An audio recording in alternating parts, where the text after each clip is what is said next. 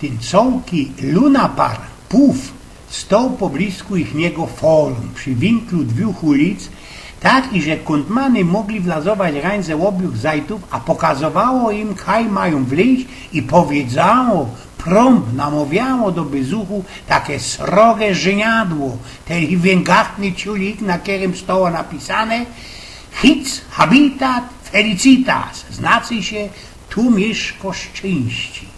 Wiecie, gadałem, że te wszystkie lunapary, pufy, to wypokopił już we VI wieku przed naszą erą taki jeden istny ojciec, założyciel Ateńskiej Republiki Solon, który nas podszafnął we wszystkich dzielnicach swojego miasta, tych Aten, takie domy miejskie, w których celem było umożliwienie firniokom samotnym prykolowego trefu ze babami, co by nie musieli z tych babsko-chopskich uciechów lotać, laufrować za wydanymi wdowami albo dziewkami, mejdlami i młodymi cerami zocnych i wywołanych obywateli. Tak gruntowali się, powstawali ci te pierwsze greckie pufy.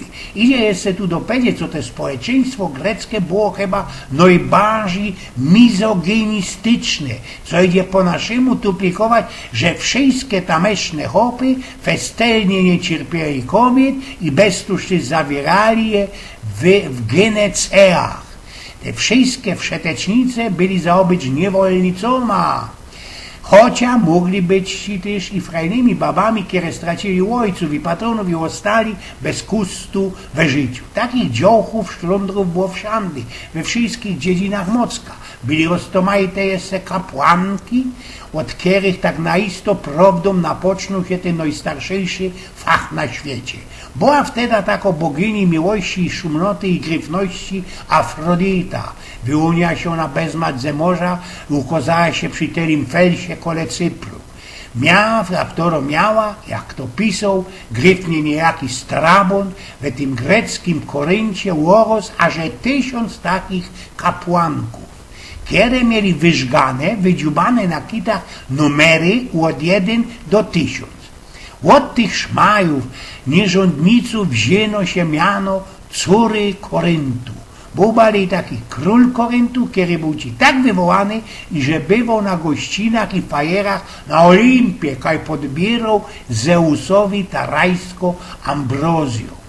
Byli ci też jeszcze we starożytności i hetery, ale ino dla tych najważniejszych. Poradzili one, krom tego, co wy wiecie, a ja miarkuję, jeszcze mądrze godać, poradzili bajslować roztomajte malonki, czytać poezję.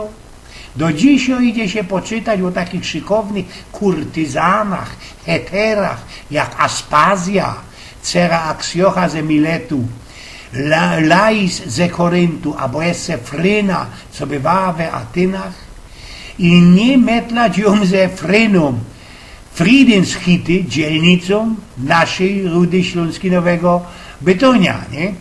Tak się miarkuje, co na dzisiaj to by można tego stykło, bo w to mi jeszcze przeciepnie co o szkryflom i o obereżeniu, o głupotach i belafastra.